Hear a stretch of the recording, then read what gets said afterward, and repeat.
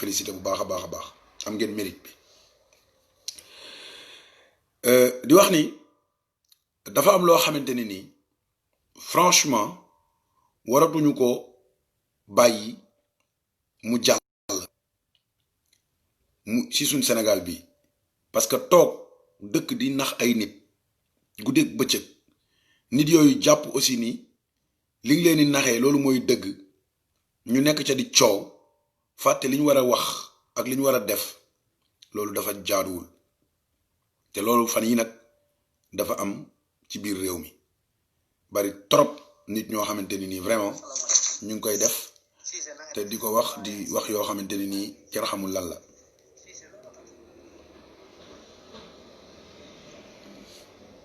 di wax ni vraiment gars yi ngeen baal ma tuuti rek parce que vraiment dama xaw a jàpp di wax ni vraiment am na yoo xamante ni nii il fallait que ñu leeral ko askan bi voilà li may wax nag dama koy commencer ci Papa Ngagne Ndiaye journaliste soi-disant journaliste bu TFM Grand Khalifa maa ngi lay nuyu di la jaare Grand Khalifa Gassama maa ngi lay nuyu di la jaar di nuyu waa Paris yëpp di la jox suñ nuyoo nga joxal ñu ko waa réew mi yëpp vraiment gëj nañu déggante Papa Ngagne Ndiaye dafa am ay chronique yu muy def ñëpp xam nañ ko ci waxam ci ay manipulem ci ay franc waxam mais su dee wax nay séentu toujours luñ koy tontu parce que man damay wax ni souvent boo dee wax da ngay actionner sa cerveau ouvrir say nopp pour xaar li lay tontu pour duma sos duma wax loo xamante ni nii wérul dama leen di may ngeen déglu audio bi nga xamante ne nii moo tax may tontu Papa Ngagne Ndiaye bala maa ñëw ci journaliste boobu nga xamante ne nii garçon manqué la muy Aïssatou Diop Fall dotam ba munta wax foo ko fekk ci plateau muy toog di fen ñoo ñëpp dañ leen war a teg seen place tey parce que Sénégal nag tollootul ci ay journalistes yoo xamante ne ni ay couleuru parti lañu yor parce que ñoom ñooñu ñëpp nekk biir TFM couleuru APR lañu yore comme dañuy politique nag ñun dañ leen di tontu politiquement parce que man defuma ay politique gu sentimental defuma ay politique gu kii moo la wax bàyyeekook yàlla je fais un post aujourd'hui sur Papa Ngagne Ndiaye tout le monde ma insulte en PV ak ci sama page parce que nee nañ waruma wax Papa Ngagne Ndiaye li ma ko wax waa léegi Papa Ngagne Ndiaye moom war na wax Idriss Seck li mu ko wax il faut sénégalais yi aussi comprendre ni nañu bàyyi rek ku fayu ñu ne la yaa tooñ ba pare fàtte ku dóor Papa Ngagne Ndiaye dafa toog wax ay waxam gaaruwaale ci nu mu ko neexee waa léegi yow boo tooñee boo ma dóoree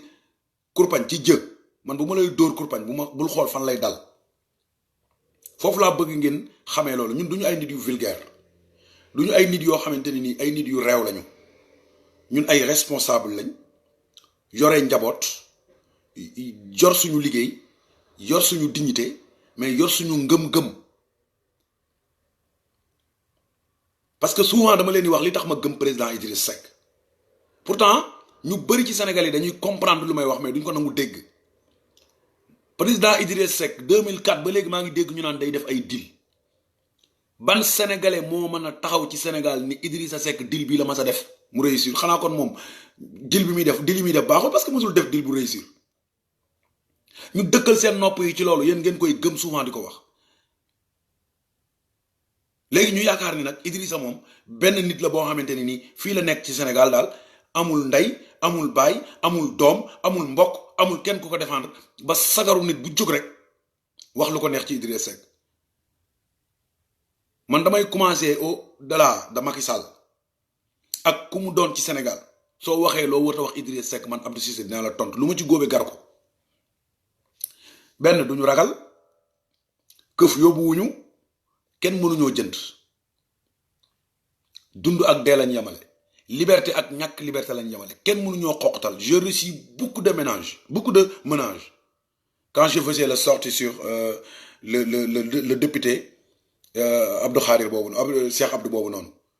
mais ñi ma doon menacé dañu dem ba xamuñu ma parce que dama leen wax ni leen ñun duñu ay kamontan ñun duñu ay tapet dépendre ñu kenn yaakaaruñu kenn ku dul yàlla. li ñuy defal Idriss Seck suñu ngëm-ngëm la parce que dañu jàpp ni Sénégal li koy baaxal mi ngi ci Idriss Seck parce que ñun mënuñu ko def mais gis nañ ku ko mën a def te gis nañ ku ñu ci doy pour mu defal ñu ko. léegi nag Olof Njaay day wax ni xun-xunóor xamul xetam xun-xunóor xamul xetam parce que nit ku nekk da ngay xool sa jaar-jaar wala nga xool sa àdduna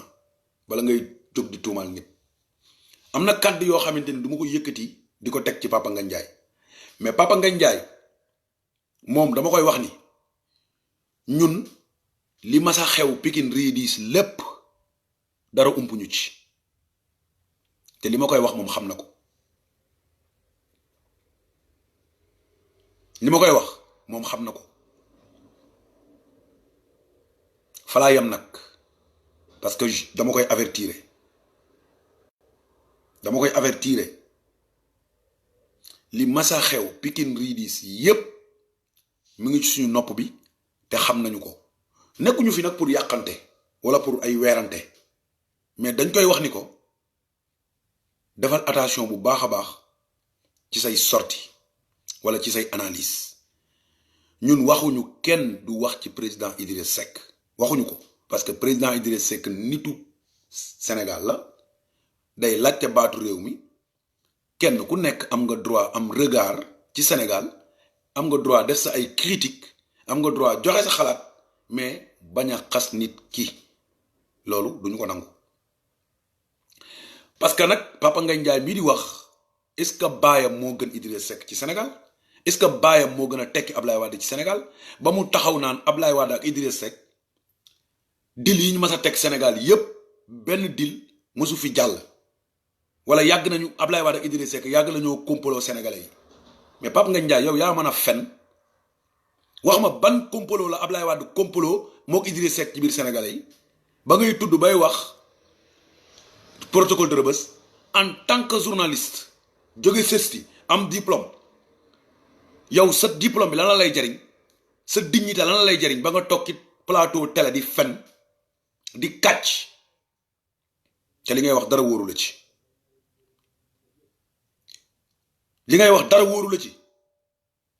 suñu waxee ngay jaay élégance parce que xam nga fenkat fen day dem ba day dindi maqaama doomu aadama parce que Pape Ngagne Ndiaye bu nekkee Sénégalais am na fu ñu la tegoon dañ koy teggi parce que da ngaa taxaw nga fen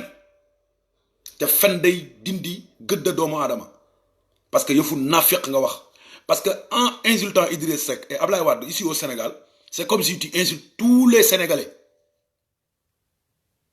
Pape Ngagne Ndiaye je te demande yow tu es un journaliste bu ni am nga xam-xam bu ni am nga information yow ak sa fukki journaliste morom personne ci yéen mënul génnee protocole de Rebeuss mënu ko lire kon bàyyi leen seen fen yi. Idriss Seck du seen morom il est temps ñu wax leen seen bopp su nekkee da ngeen a jàng seen journaliste ba pare dugal ci ak naafeq loolu yéen a xam parce que nit ku nekk liggéey bi ngay liggéey ci nga mën a jaamoo sa borom. nit ku nekk liggéey bi ngay liggéey ci nga mën a jaamoo sa borom. je suis désolé vidéo bi audio bi du ma leen ko mun tegal parce que dafa jógee suma téléphone mais loolu la wax mu ni Idrissa Seck Ablaye Wade nañu xam ni li doon am li woon wonni na léegi man Pape Ngagne Ndiaye dama la bëgg a xamal ni la yow li woon wonni na li nekkoon 2004 wala benn journaliste toog ci télévision di fen di dajale di waxal Idrissa Seck loo xamante ni nii wérul soo ko waxee midi 10 ñu tontu la yow Pape Ngagne Ndiaye fan nga jógee fan nga soqee ko du ma egg ci yenn détails yi am na ku toog ci réew mi kilifa gu nekk ci réew mi ku la tuumaaloon ba léegi tontu woo ko danaa kaa ni Sénégalais yi dañ ko fàtte wala da nga yaakaar ni sénégalais yi amuñu luñ la waxal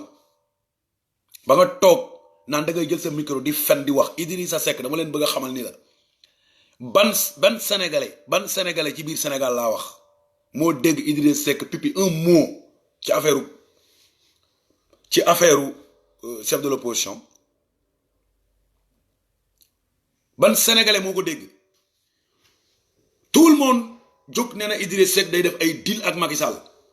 pour lan chef de l'opposition alors kon tous les sénégalais ce sont des dealers en l'occurrence moi parce que 2016 ñun ñoo voté référendum def ci statut chef de l'opposition xanaa léegi kon ñun sénégalais yëpp ay dealers lañ il faut ngeen arrêter seen affaire u naafeq yi ak seen affaire u manipulation yooyu ngeen di def. Man, je vous prends pas comme des Sénégalais, comme des citoyens sénégalais. Je vous prends comme des militants de Macky Sall. Je vous prends comme des militants de APR. Commençant par votre patron Youssou Ndour. Jusqu'à ki ci gën a tuuti. Seen plateau télé yi ngeen di def yépp ay fen la ay tappale moo ci nekk. Parce que vous savez très bien que après le régime de Macky Sall, Youssou Ndour vous rendra compte. Vous rendra compte. Yow Papa Ngagne su nekkee da nga am fulla wala da nga am fayda wala li ngay wax dafa nekk ci yow da ngay dem nga gëstu ji. Un journaliste doit faire des investigations yu wér péng ci lu muy wax mu ñëw di ko wax mais di wax naan wóoruma kon da ngay kàcc da ngay fen Papa Ngagne Ndiaye li ngay wax xamoo ci tus. Léegi nag li nga wax mu génn ci sa làmmiñ dafa am ci nopp yu muy dugg mooy nopp sénégalais. Man dama leen wax ni man bugguma nekk naafeq nopp yi yàlla saxal ma bugguma di ko nangu di ko utiliser di ci dégg ay fen ak ay kàcc. Vous les sénégalais wóor na leen yéen ni leen Papa Ngagne Ndiaye tey chronique bu mu def ay fen la ci jumale. waaw léegi yéen man mun naa toog rek ngeen ñëw ni ma léegi yow ba par force daal yow lii yow yaa ko bëgg yaa koy def yéen da ngeen a dégg Idrissa Seck wax. Kan ngeen gis benn responsable bu Idrissa jox ndomba tànk ci parti réew mi mu ñëw di prononcer wu ci protocole de ci chef de l'opposition